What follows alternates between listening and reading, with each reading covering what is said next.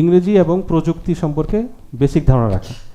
এই দুটো বিষয় আসলে পরবর্তী জীবনে এই আমার মাদ্রাসা থেকে আমি যা শিখেছি সেটাকে নানাভাবে কাজে লাগানোর, নানাভাবে এটাকে এক্সপ্যান্ড করার, এটাকে আপনার আরও বেশি প্রসারিত করার সুযোগ তৈরি করে দিয়েছে আলহামদুলিল্লাহ। আসসালামু আলাইকুম ওরহমতুল্লাহি ওবরাকাতুহু। আলহামদুলিল্লাহি রব্বিল আলামিন ওয়াসসালাতু ওয়াসসালামু আলা মুহাম্মাদিন সাইয়্যিদুল মুরসালিন ওয়া আলা আলিহি আজমাইন। কওমি কৃতি শিক্ষার্থীদের সংবর্ধনা আয়োজনে প্রথমত আজকে আমি শুকরিয়া আদায় করছি মহান আল্লাহ রাব্বুল আলামিনের। তিনি আমাকে এখানে আপনাদের সঙ্গে উপস্থিত হওয়ার তৌফিক দান করেছেন আলহামদুলিল্লাহ। আমি ধন্যবাদ জ্ঞাপন করছি আসুন্নাহ ফাউন্ডেশনকে এবং বিশেষ করে শায়েখ আহমদুল্লাহ হাফিজাহুল্লাহকে, ওনার ডাইনামিক লিডারশিপকে, যে তিনি এরকম একটা চিন্তা করেছেন এবং আমাকে আমন্ত্রণ জানিয়েছেন আপনাদের সঙ্গে কিছু সময় কাটানোর। যেহেতু একটি বিষয় দেয়া হয়েছে দেশে বিদেশে উচ্চশিক্ষা ও ক্যারিয়ার গাইডলাইন, এই বিষয়ে আমি সংক্ষিপ্ত কিছু কথা বলার চেষ্টা করব। আসলে আমি যখন ভাবছিলাম যে এই সেশন আমি কি দিয়ে শুরু করব বা কি দিয়ে কথা বলবো, তখন মনে হলো যে নিজের জার্নিটা একটু বলা উচিত। তাতে হয়তো আপনাদের কাছে একটা ক্লিয়ার ইন্সপিরেশন কাজ করবে যে ইনশাআল্লাহ আমাদের কওমি মাদ্রাসা থেকে পড়াশোনা করেও আমরা হয়তো দেশে বিদেশে নানাভাবে আপনার কন্ট্রিবিউট করতে পারি, অবদান রাখতে পারি ইনশাআল্লাহ। সে জায়গা থেকে আমার স্লাইডে আমি কিছু নিজের সম্পর্কে শেয়ার করব। এটা শুধুমাত্রই আসলে ইন্সপিরেশনের জন্য, মোটেও এটা নিজের ক্রেডিট অথবা বরত্ব একেবারেই প্রকাশ করে না। আল্লাহ সুবহানাহু ওয়া তাআলা আমাকে এবং আমাদের সকলকে হেফাজত করুন। প্রথম বিষয় হলো আমারও জার্নিটা আপনাদের মতো কওমি মাদ্রাসা থেকেই পড়াশোনা করা। জামিয়া আমবর্ষা, তারপর জামিয়া শরিয়া মালিবাগ প্রতিষ্ঠানগুলোকে আপনারা চেনেন। এই প্রতিষ্ঠানগুলো থেকেই আসলে আমি পড়াশোনা করেছি আপনাদের মতো। এরপর 2008-এ যখন আমার ফারাগাত হয়, এরপর সেখানে আমি জামিয়াতুল আসাদ আল ইসলামিয়া এবং জামিয়া শরিয়া মালিবাগ এই দুটো প্রতিষ্ঠানে শিক্ষকতার সুযোগ লাভ করি আলহামদুলিল্লাহ। পাশাপাশি একটি university, Islamic university of technology গাজীপুরে, সেখানে ইসলামিয়াত, অ্যারাবিক এ ধরনের কিছু সাবজেক্টে ব্যাচেলার্স পর্যায়ে আমার ক্লাস পরিচালনা করার সুযোগ হয়। পাশাপাশি সে সময় আসলে মিডিয়া এবং বিভিন্ন আইটি কার্যক্রম ইত্যাদিতে একসময় আমরা আলেমদেরকে কিভাবে আমরা আইটিতে উদ্বুদ্ধ করতে পারি, কীভাবে তারা টেকনোলজি ব্যবহার করে তাদের গবেষণা কার্যক্রম বিভিন্ন ক্ষেত্রে অবদান রাখতে পারেন, সেই 2009-10-এর কথা বলছি বা 11-এর কথা বলছি। আলহামদুলিল্লাহ সেই সময় আমরা বিভিন্ন সেমিনার, সিম্পোজিয়াম এগুলো করার চেষ্টা করেছি। এরপর 2014-তে মূলত আমি মালয়েশিয়াতে আসি এবং সেখানে ইনসিএফ ইউনিভার্সিটিতে, যেটা মালয়েশিয়ার কেন্দ্রীয় ব্যাংক কর্তৃক প্রতিষ্ঠিত এবং পুরো বিশ্বে ইসলামিক ফাইন্যান্সের উপর সবচেয়ে প্রসিদ্ধ ক্রেডিবল ইউনিভার্সিটি, এখানে আমার মাস্টার্স এবং পিএইচডি করার সুযোগ হয় আলহামদুলিল্লাহ, যেটা 2023-এ গিয়ে শেষ হয়। এবং বর্তমানে বাংলাদেশ সহ পুরো বিশ্বে আলহামদুলিল্লাহ নানা প্রতিষ্ঠানে ইসলামিক ফাইন্যান্স অঙ্গনে অ্যাডভাইস করার, ট্রেনিং দেওয়ার অভিজ্ঞতা কাজ করছে দেশে বিদেশে বিভিন্ন জায়গায়। এই স্লাইডে কয়েকটা ইয়ার কথা আসছে। আমি আচ্ছা এখানে আইকনগুলো যদি দেখি, খুব সবগুলো এখানে আসেনি, তারপরেও যদি আপনারা পোর্টফোলিওগুলো দেখেন, সেই একদিকে বিভিন্ন মন্ত্রণালয়, মিনিস্ট্রি অফ ফাইন্যান্স, অর্থ মন্ত্রণালয়, বিভিন্ন দেশের, আফগানিস্তানের, ইয়ামানের, তারপর ইন্দোনেশিয়ার, সেগুলোতে আমার ট্রেনিং অ্যাডভাইজারি দেওয়ার সুযোগ হয়েছে আলহামদুলিল্লাহ। অন্যদিকে আপনার দেশে বিদেশের বিভিন্ন প্রতিষ্ঠান, বাংলাদেশে তো আছেই, বাংলাদেশ ব্যাংক থেকে শুরু করে বিভিন্ন প্রতিষ্ঠান, আইডিবি, ইসলামিক ডেভেলপমেন্ট ব্যাংক, আমাদের মুসলিম বিশ্বের ওআইসিভুক্ত দেশগুলোর বিশ্ব ব্যাংক যাকে বলা যেতে পারে, সেখানে বিভিন্ন বিশ্ববিদ্যালয়ে দেশে বিদেশে, বিশেষ করে মালয়েশিয়ার একাধিক বিশ্ববিদ্যালয়।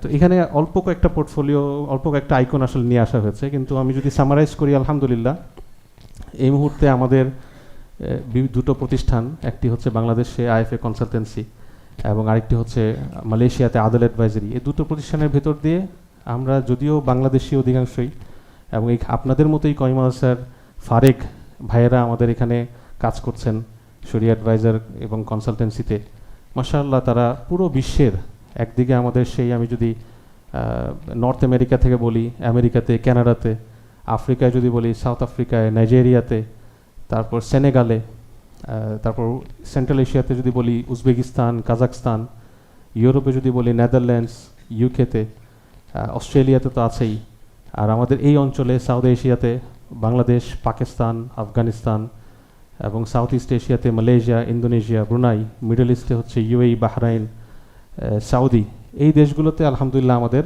বিস্তর কার্যক্রম করার সুযোগ হয়েছে এবং আলহামদুলিল্লাহ হচ্ছে।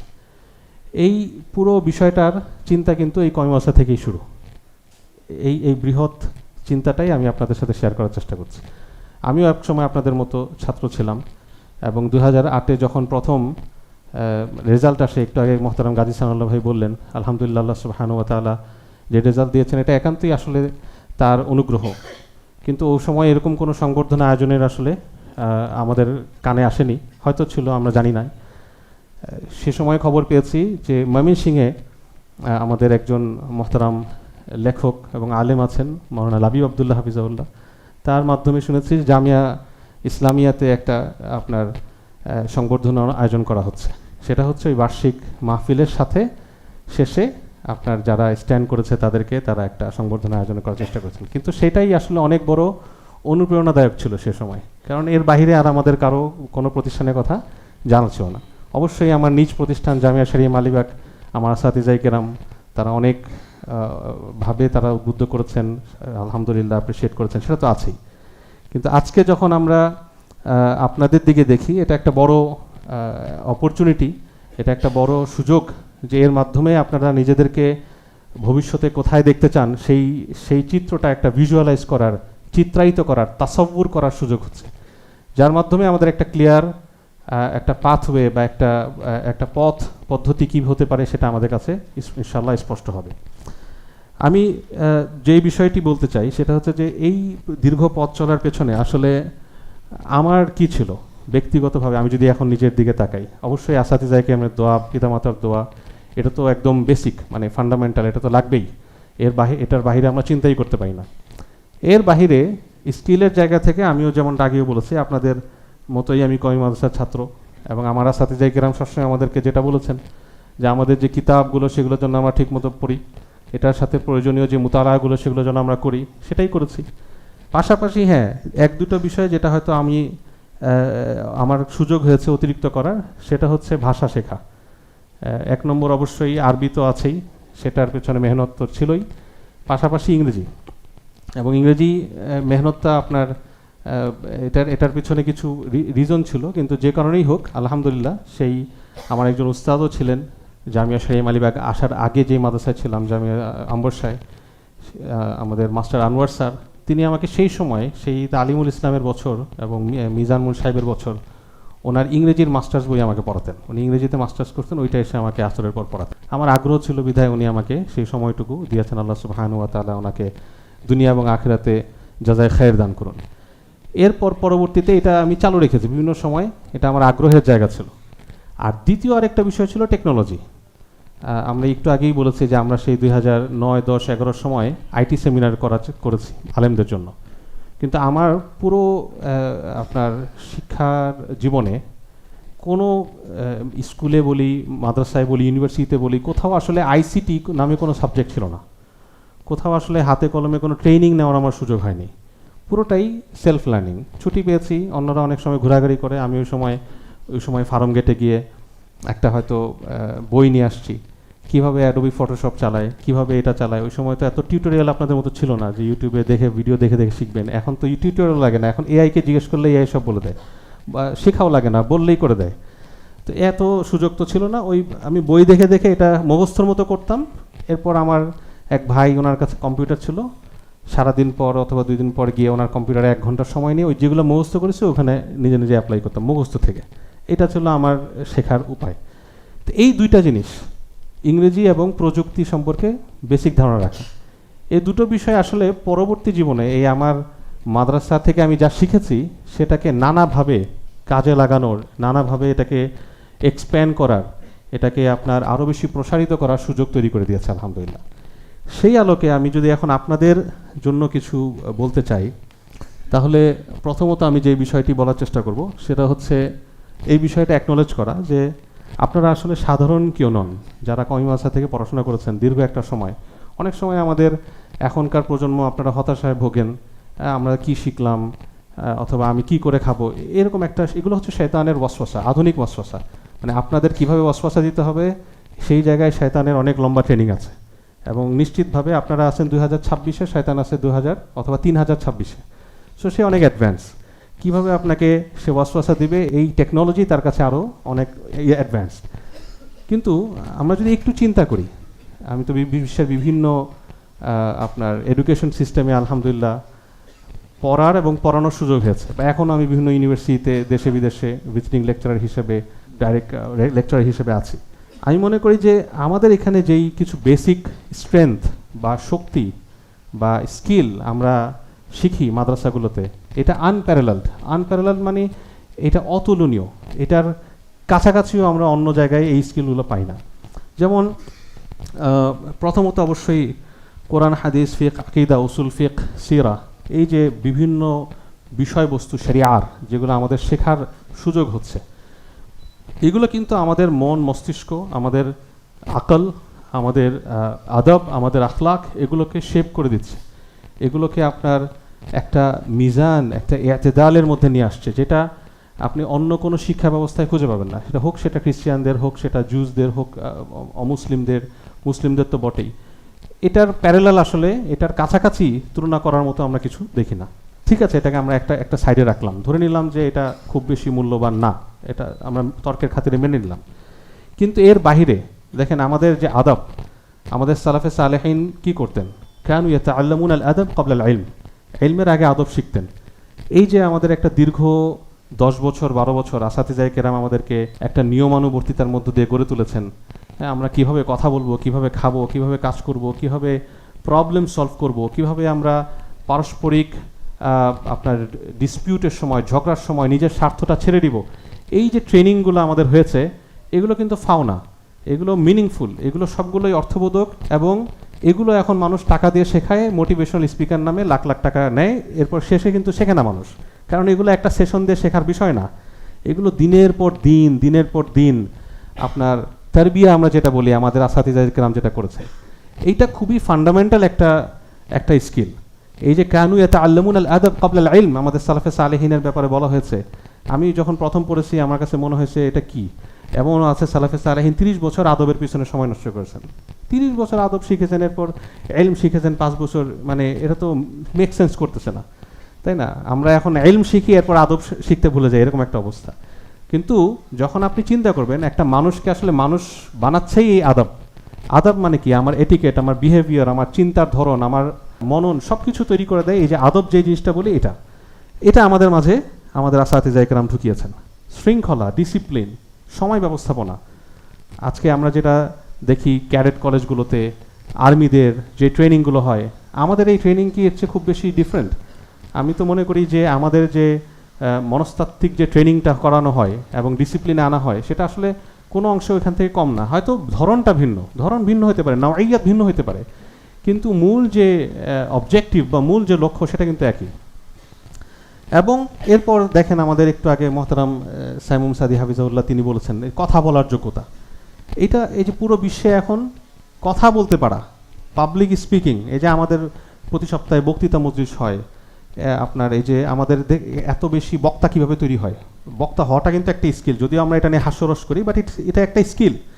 এই স্কিল বেচে আপনার মিলিয়নিয়ার হয়ে যাচ্ছে আপনার পুরো বিশ্বে পাবলিক স্পিকিং শেখানোর জন্য, কিভাবে আপনি কথা বলবেন, কথার সময় হাত কীভাবে উঠাবেন, বডি ল্যাঙ্গুয়েজ কী হবে, ইত্যাদি ইত্যাদি, এগুলো আমরা শিখে আসছি। এবং শুধুমাত্র চাটুকারিতার মানে আপনার চাতুর্যতার কথাবার্তা নয়, বরং সেই কথার মাঝে যেন সাবস্ট্যান্স থাকে। সাবস্ট্যান্স বলতে অন্তর্নিহিত আপনার বিষয় থাকে। আবু জাইদ সারুজির মতো খালি কথাবার্তা যেন না হয়। চ্যাটজিপিটি শুরুর দিকে যেই কথাবার্তা বলতো, মানে আপনি জিজ্ঞেস করলেন একটা, সে 100 লাইনের বেশি কথাবার্তা বললো, কিন্তু এটার মাঝে কোনো সাবস্ট্যান্স নাই। আসলে কি বুঝাইছে এটা সে নিজেও বুঝে না, জাহেলে মুরাক্কাব আমরা যেটাকে বুঝি। এইটা না, আমাদের আসাতিজায়ে কেরাম আমাদেরকে শিখিয়েছেন সাবস্ট্যান্স দিয়ে কথা বলা, কোরআন থেকে রেফারেন্স নিয়ে আসা, সুন্নাহ থেকে রেফারেন্স নিয়ে আসা, তর্ক বিতর্ক আমি সব এখানে নিয়ে আসি নাই। কিন্তু যদি আপনারা চিন্তা করেন, এই যে ক্রিটিক্যাল থিঙ্কিং, এটা এখন সফট স্কিল হিসেবে বিক্রি হচ্ছে। সফট স্কিল মানে নরম স্কিল বলতে যেটা আপনার হার্ড স্কিল না।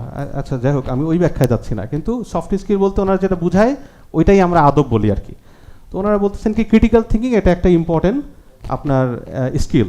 ক্রিটিক্যাল থিঙ্কিং আসলে কি? ক্রিটিক্যাল থিঙ্কিংয়ের এক কথায় যদি আমি ডিফাইন করি, বাক্সের বাইরে চিন্তা করতে পারা, অর্থাৎ মুসান্নিফ লাইনের মধ্যে কি বলছে এর বাইরে আমরা চিন্তা করব। তো ভাই আমাদের তো কিতাবের ওই বাইনাস সতর দিয়ে দিয়ে সারা বছরই ক্রিটিক্যাল থিঙ্কিং আমরা শিখে আসতেছি। মুসান্নেফ একটা বলছে, আপনার বাইনাস সতর দিয়ে আরেকটা বলে দিচ্ছে, আবার হাসিয়ার মধ্যে আরেকটা বলে দিচ্ছে, এটাই তো ক্রিটিক্যাল থিঙ্কিং। এই জন্য আমরা কখনোই আমাদের ইমামদের সাথে একমত হইতে পারতেছি না। এই জন্য আমাদের ইখতিলাফ অনেক নাওয়াইয়াত হয়, কারণ আমরা এত বেশি ক্রিটিক্যাল থিঙ্কিং জানি যে আমরা আসলে একসাথে হইতে পারি না, তাই না? কারণ আমরা স্ট্রেট ফরওয়ার্ড চিন্তা অনেক সময় করতে পারি না, মানে ক্রিটিক্যাল থিঙ্কিং ওভারলোড হয়ে গেছে। অথচ এই স্কিলটা বিক্রি করে কত বেশি মোটিভেশনাল স্পিকার এবং ট্রেনার পুরো বিশ্বে ছড়িয়ে আছে। তাহলে আমি আসলে বলতে চাচ্ছি কি, সেটা হচ্ছে যে আমাদের অধিকাংশ স্কিল কিন্তু অলরেডি আছে। তাহলে আমাদের নাইটা কি? নাই হচ্ছে সেই স্কিলটাকে প্রকাশ করার টুলস। ইলমের দুইটা মারহালা, আমরা যে আয়াত ছোটকাল থেকে শুনে আসছি আসাদিজা কেরামের মুখ থেকে, ফালাউলা নাফারা মিন কুল্লি ফিরকাতিন মিনহুম তাইফা লিয়াতাফাক্কাহু ফিদ্দীন ওয়ালি ইউনজিরু কওমাহুম ইযা রাজাউ ইলাইহিম লাআল্লাহুম ইয়াহজারুন। এই যে ইয়াতাফাক্কাহু ফিদ্দীন, এটা হচ্ছে তাহাম্মুল, তাফাক্কুহ, এটা আলহামদুলিল্লাহ আপনাদের একটা পর্যায়ে আসছে। দ্বিতীয় যে পর্যায়টা ইউনজিরু কওমাহুম, ইনজার যেটাকে আমরা বলি আদা, এটাই তো প্রকাশ, এটাই হচ্ছে কমিউনিকেশন, এটাই হচ্ছে আপনার যেটাকে আজকের যুগে কমিউনিকেশন বলা হয়। এই কমিউনিকেশনটা আমি কীভাবে করব? এই কমিউনিকেটটা করার জন্য যার সাথে কমিউনিকেট করছি তার ল্যাঙ্গুয়েজ আমার জানা লাগবে, তার ভাষা আমার জানা লাগবে। তার ভাষা যুগের ভাষা, তার ভাষা প্রযুক্তির ভাষা। সেই ভাষা, সেই স্কিল, সেইভাবে যদি আমি নিজেকে গড়ে তুলতে পারি, তাহলেই আমার এই ডটটা কানেক্ট হয়ে যায় এবং আমরা আমাদের সারা বছর যে শেখানো, সারা এই জীবন যে শেখানো স্কিল আল্লাহ আমাদের আসাতিজা কেরাম আমাদের প্রতি যে মেহনতটা করেছেন, এইটা আমরা সমাজকে দিতে পারি। মানে আমরা এত বছর এটাকে গ্রহণ করেছি, এখন আমাদের বিলিয়ে দেওয়ার সময়। এখন বিলিয়ে দেওয়ার ক্ষেত্রেই আমাদের কিছু গ্যাপ আছে, ওই গ্যাপটা আমি এখন হাইলাইট করবো ইনশাআল্লাহ। আমরা যদি বর্তমান সময়ের দিকে দেখি, স্কুল কলেজ ইউনিভার্সিটির তাদের সাথে দেখি এবং চিন্তা করি যে আমাদের গ্যাপটা কোথায়।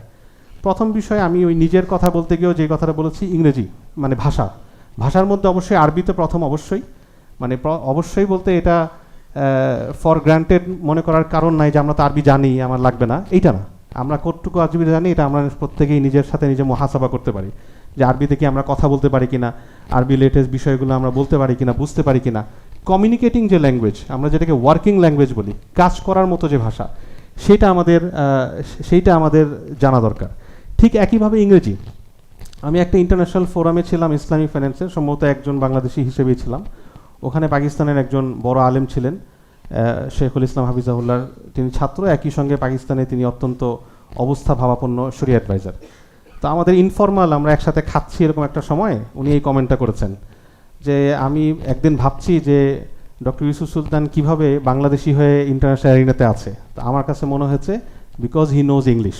এই হুবহু এই কমেন্টটা উনি করেছেন। তো উনি যদিও ইনফর্মালি করেছেন, ওনার নোটটা আমি পিক করেছি। পাকিস্তানের যে আলেমরা ইন্টারন্যাশনাল অঙ্গনে আপনার কন্ট্রিবিউট করছেন পুরো বিশ্বে, ইসলামী ফাইন্যান্সের কথাই যদি বলি, যেহেতু আমি ইসলামী ফাইন্যান্স সেক্টরে আছি, মধ্যপ্রাচ্যের বিভিন্ন ইসলামী ফাইন্যান্সিয়াল সেক্টরের ধরেন বিভিন্ন ব্যাংকের শরিয়া অ্যাডভাইজার, শরিয়া বোর্ড, শরিয়া অডিটর, শরিয়া মোরাকিব, অধিকাংশই আমাদের পাকিস্তানের ওলামায়ে কেরাম। দারুল করাচির ফারেক, বিনুই টাউনের ফারেক, তারপর অন্যান্য আরও বিভিন্ন মাদ্রাসার ফারেক। ওনাদের একটা অ্যাডিশনাল কোয়ালিটি হচ্ছে ওনারা ইংরেজি ভালো জানেন, মাশাআল্লাহ। সো তারা ভালো কমিউনিকেট করতে পারেন। এই কমিউনিকেশনটা তাদেরকে অনেক এগিয়ে দিয়েছে। শুধু ইংরেজি না, তারা যখন আরবি বলছেন, মাশাআল্লাহ, আরবিতেও তারা অনর্গল কথা বলছেন। কাজে আরব ওলামায়ে কেরাম, সেই বাহরাইনের, সাউদির, ইমারাতের বা অন্যান্য আরব দেশগুলোর আরব ওলামায়ে কেরামদের সাথেও তাদের কমিউনিকেশন খুব ভালো। এটা তাদেরকে অন্য অনেকের চেয়ে এগিয়ে দিয়েছে। এরপর বর্তমান সময়ে প্রযুক্তির স্বাভাবিক মানে বেসিক জ্ঞান থাকা, এটা একটা মিনিমাম স্কিল। সেই 2009-10 আমরা যখন সেমিনার করতাম তখনও আমরা এই কথা বলতাম। এখন তো এটা মানে ওয়াজিব পর্যায়ের, জানতেই হবে, মানে এর কোনো আপনার ব্যত্যয় নেই। আমি যেই পড়াশোনাই করি, স্কুলে করি, ইউনিভার্সিটিতে কলেজে করি, আমার কিছু বেসিক প্রযুক্তিগত জ্ঞান থাকাই লাগবে। এর পাশাপাশি এবার আমরা যদি আসি যে অন্যরা কি করছে, তারা যেই আধুনিক কিছু সফট স্কিল, মানে আমরা আমাদের মাদ্রাসার ছাত্রদেরকে যদি কর্পোরেট ওয়ার্ল্ডের সাথে কানেক্ট করতে চাই, এইখানে আমাদের কিছু ব্রিজিং লাগবে। যেমন কর্পোরেট কমিউনিকেশনের কিছু স্টাইল আছে, কর্পোরেট হাসির কিছু ওয়ে আছে। এটা হলো আপনার ফেক হাসি, আমরা ভেতরে কষ্ট বাইরে হাসি, মানে আমি মজা করে বলছি, বাট এটা হচ্ছে তাদের কালচার। এরকম কিছু কালচার আছে তাদের পোশাক আশাকের, তাদের বিহেভিয়ারের। আমরা আমাদের আদব রক্ষার্থে সারা বছর উস্তাদদের সামনে কোনো কথা বলি নাই, বড়দের সামনে আমরা চুপচাপ থাকি, কিন্তু মিটিংয়ে কিন্তু আমাকে কথা বলতে হবে। আপনার যখন ওপিনিয়ন চাওয়া হবে আমাকে কথা বলতে হবে। যখন আমার একটা গুরুত্বপূর্ণ পরামর্শ দেওয়া দরকার তখন আমাকে কথা বলতে হবে। এরকম টুকটাক কিছু কর্পোরেট কালচার আছে যেটা খুব বড় বিষয় না। এরকম আমি আমার মতো একটা দুইটা সেশনে যদি আপনারা অ্যাটেন্ড করেন, যারা এই বিষয়গুলোতে অভিজ্ঞ জানে, এটা মানে আপনার নো ব্রেইনার, এটা একটা খুব সহজ বিষয়, যেটা জানা খুব সহজ। যেটা আমরা নিজেরা শিখতে পারি বা আমাদের শেখা দরকার, সেটা হচ্ছে ফার্দার আমরা এই কিছু স্কিল, যার যেখানে আগ্রহ, এই ধরনের বিভিন্ন ধরনের স্কিল থাকতে পারে, সেই হালালটাই সেই স্কিলটা মূলত আমাদের শেখা দরকার। আমি যেই কথাটি বলতে চাচ্ছি যে একটা ক্যারিয়ারের কথা যখন আমরা বলি, এটা কিন্তু শুধু একটা স্পেসিফিক ডিগ্রির কথা না। অনেক সময় আমাদের মনে হতে পারে যে আমার তো মাদ্রাসার যেই ডিগ্রি অথবা আমার হাইয়াতুল আলিয়ার যে সার্টিফিকেট, এটা তো গ্রহণযোগ্য না। কিন্তু এইটা অবশ্যই এটা একটা এটা আমাদের জন্য একটা দুর্ভাগ্যের বিষয়, এবং আমি মনে করি যে বড়রা আলহামদুলিল্লাহ কাজ করছেন এবং দ্রুত এটা এরকম একটা সুযোগ তৈরি হবে আমাদের দেশে। কিন্তু এটা আমাকে আমার সকল সুযোগগুলোকে বন্ধ করে দিচ্ছে না। আমরা যদি প্রয়োজনীয় কিছু স্কিল শিখতে পারি, তাহলে নানা জায়গায় আমাদের কাজ করার সুযোগ হবে। এই সূত্রটা আমার তৈরি করা। আমি মনে করি যে আমার যে ইলম, আমি আপনাদেরকে একটু আগে বলেছি, তাফাক্কু হয়েছে, এর সাথে যদি আপনি ভাষা যুক্ত করেন, এর সাথে আপনি কিছু প্রযুক্তি যুক্ত করেন, এবং অবশ্যই আপনার পরিশ্রম মেহনত থাকে, তাহলে দেশে এবং বিদেশে নানা জায়গায় আমাদের কাজ করার সুযোগ হবে। উচ্চশিক্ষার পথের জায়গায় যদি আসি, আমাদের দেশে এবং বিদেশে অবশ্যই, যেহেতু আমাদের সার্টিফিকেটের যদিও গ্যাজেট হয়েছে, কিন্তু মিনিস্ট্রি অফ এডুকেশন থেকে এটার পুরো যোগসূত্র তৈরি হয় নাই, এজন্য কিছু বাধা রয়েছে। কিন্তু কিছু বাধা রয়েছে বলে কোথাও সুযোগ নেই, বিষয়টা এরকম না। বিভিন্ন দেশের প্রাইভেট বিশ্ববিদ্যালয় যেগুলো, সেখানে আমাদের কওমি মাদ্রাসার সার্টিফিকেট দিয়ে আপনার পাশাপাশি যদি আইএলটিএস থাকে অথবা ওই দেশের ভাষাগত কোনো শিক্ষার বিষয় থাকে, এখানে একটা সুযোগ আছে, আপনারা ট্রাই করে দেখতে পারেন। আমি নিজেও আসলে আমার কওমি মাদ্রাসার সার্টিফিকেট দিয়েই মাস্টার্স এবং পিএইচডি করেছি। বাংলাদেশেও কিছু কিছু ইউনিভার্সিটি আমাদের এখন যেই সার্টিফিকেট, সেই সার্টিফিকেট দিয়ে মাস্টার্স করার সুযোগ দিচ্ছে। এমবিএ বা ইত্যাদি অলরেডি শুরু হয়ে গেছে, আর অনার্স তো আরও দু একটা ইউনিভার্সিটি আগে থেকেই দিচ্ছে। কাজেই অন্য কোনো শিক্ষায় যদি আমি শিক্ষিত হতে চাই, যেটা আসলে আমাদের জন্য, আমি বারবার বলছি, এটা ম্যান্ডেটরি না, মানে এটা আমার জানতেই হবে, এটা না জানলে আমার সকল কর্মক্ষেত্র সংকুচিত হয়ে যাবে, বিষয়টা এরকম না। কিন্তু আমার যদি জানা থাকে, আমার যদি একটা অ্যাডিশনাল ডিগ্রি থাকে, সেটা আমাদের কাজের ক্ষেত্রগুলোকে আরও বেশি আপনার প্রশস্ত করতে পারে। শেষ যে কথাটা বলবো, আমাদের ক্যারিয়ারের আসলে পাথগুলো কি। আমরা ট্র্যাডিশনালি যেটা আমাদের আসাতিজাই কেরাম সবসময় আমাদেরকে নসিহা করে আসছেন, সেটা তো অবশ্যই আমরা বিভিন্ন মাদ্রাসায় খেদমত করব, একাডেমিয়া যেটা গবেষণা, আমরা শিক্ষক হব, সেটা তো একটা। কিন্তু এর মাঝেই আমাদের ক্যারিয়ার অপরচুনিটিটা সীমাবদ্ধ না, আরও বিভিন্ন অপরচুনিটি আছে, শুধু আমাদের স্কিলের প্রয়োজন। আমরা যদি ইসলামী ফাইন্যান্স সেক্টরেই বলি, সেখানে শরিয়া অ্যাডভাইজার হয়ে, শরিয়া অডিটর হয়ে, শরিয়া রিসার্চার হয়ে, শরিয়া আপনার কমপ্লায়েন্স ডিপার্টমেন্টের হয়ে আমরা বিভিন্নভাবে কাজ করতে পারি। আমি পাকিস্তানে দেখেছি বিভিন্ন বড় বড় কর্পোরেট প্রতিষ্ঠানগুলো আলাদা শরিয়া ইউনিট আছে, সেখানে একজন দুইজন আপনার আলেম, যিনি একই সঙ্গে দিনের বেলা হয়তো 11টা পর্যন্ত, 11:30 পর্যন্ত মাদ্রাসায় শিক্ষকতা করেন, এরপরে সে এখানে সময় দেন, এবং ওই প্রতিষ্ঠানের যত ব্যবসায়িক কার্যক্রম আছে, ডিল আছে, সেই ডিলটা উনি দেখে দেন যে এটা শরিয়া কমপ্লায়েন্ট হচ্ছে কিনা, এইভাবে করাটা শরিয়ার আলোকে সঠিক হচ্ছে কিনা। অর্থাৎ এটা শুধু ব্যাংকের মধ্যে সীমাবদ্ধ না, ব্যাংকের বাহিরেও বিভিন্ন প্রতিষ্ঠানগুলো, আপনি দেখবেন আমাদের দেশে কত বড় বড় প্রতিষ্ঠানের মালিক ধর্মীয়ভাবে প্র্যাকটিসিং, তিনি নামাজ পড়েন, তিনি দাড়ি রাখেন, তিনি চান সব কিছু শরিয়া সম্মতভাবেও, কিন্তু ওনার কোনো লোক নাই। উনি হয়তো একান্ত প্রয়োজনে কোনো একজন আলেমকে ফোন দেন, যে সে অথবা সামনে যান যে সে কী করবো, একটা ছোট্ট পরামর্শ নিয়ে উনি পুরো 1 বছর চলেন। কিন্তু ছোট্ট একটা পরামর্শ নিয়ে 1 বছর ব্যবসা করা আসলে সম্ভব না, অনেক ইস্যু আসে। আমি মনে করি আমাদের দেশেও সামনে এই ক্ষেত্রটা তৈরি হচ্ছে। আমরা বিভিন্ন জায়গায় যাচ্ছি, আর অলরেডি কিছু কিছু প্রতিষ্ঠান এরকম ডিপার্টমেন্ট খুলেছে, এবং সেখানে কোয়ালিফাইড যারা শরিয়া নিয়ে পরামর্শ দিতে পারবেন, আধুনিক ব্যবসা বাণিজ্য তারা বুঝেন, ব্যবসায়িক চ্যালেঞ্জগুলো বুঝেন, এবং শরিয়ার ফিকহুল মুআমালাতের আলোকে সেটা সমাধান দিতে পারেন, এগুলো তারা বুঝেন। আমি মনে করি আগামী 10 বছর পরে আমরা হয়তো বাংলাদেশের বড় বড় সব কর্পোরেটে এই ধরনের শরিয়া একটা ডিপার্টমেন্ট দেখতে পাবো। অর্থাৎ শুধু সেখানে ইমাম রাখা হবে না, ইমাম তো রাখা হয় নামাজের জন্য, কিন্তু এর পাশাপাশি শরিয়া ডিপার্টমেন্টও রাখা হবে। এটা আপনাদের জন্য একটা বড় অপরচুনিটি অবশ্যই। এর বাহিরে আরও যাদের আগ্রহ বিভিন্ন আছে, তারা ডিজিটাল মিডিয়া, তারপর আপনার বিভিন্ন অন্যান্য পেশা, বিশেষ করে আইটি নির্ভর অনেক রকম পেশা আছে। উদ্যোক্তা যারা হতে চান, অনেকেই উদ্যোক্তা হওয়ার আগ্রহ আছে আমাদের দেশে মাশাআল্লাহ, অনেকেই, বিশেষ করে আমাদের এখানে মাহমুদুল হাসান সোহাগ ভাই আছেন, ওনার নেতৃত্বেও আমরা বিভিন্ন সময় উদ্যোক্তা তৈরির বিভিন্ন মেন্টরশিপ প্রোগ্রাম দেখেছি, সেগুলো তো আপনারা যখন দেখবেন, এবং অনেকেই চায় শুধুমাত্র মাদ্রাসা গ্র্যাজুয়েটদের জন্য এই ধরনের প্রোগ্রাম ডিজাইন করতে, সেখানে আপনারা যুক্ত হতে পারেন এবং হয়ে আধুনিক যেই ব্যবসা করার যে পদ্ধতিগুলো সেগুলো জেনে ওই যেই প্রিন্সিপাল আমাদের আসাতিজা ইকরাম শিখিয়েছেন, তাজিরু সদুকুল আমিন মা আন-নাবিয়িন ওয়াস সিদ্দিকিন ওয়াস শুহাদা ইত্যাদি ইত্যাদি, ওই প্রিন্সিপাল লাগিয়ে যদি আপনি ব্যবসা করেন অবশ্যই সেখানে ইনশাআল্লাহ আমরা আশা করি বারাকা হবে।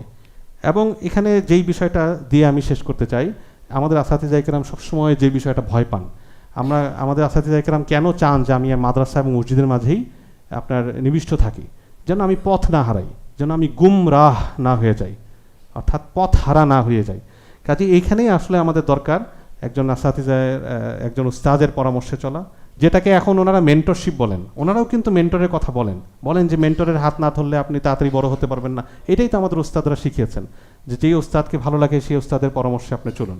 তাহলে একই বিষয়ে আমাদের আসাতিজা ইকরাম সবসময় আমাদেরকে শিখিয়ে এসেছেন। আমরা শুধু ওই প্রিন্সিপালের ভিত্তিতেই যদি আধুনিক বিষয়গুলো লাগিয়ে থাকি, তাহলে আশা করি আমাদের এই পথ চলা চলতে থাকবে।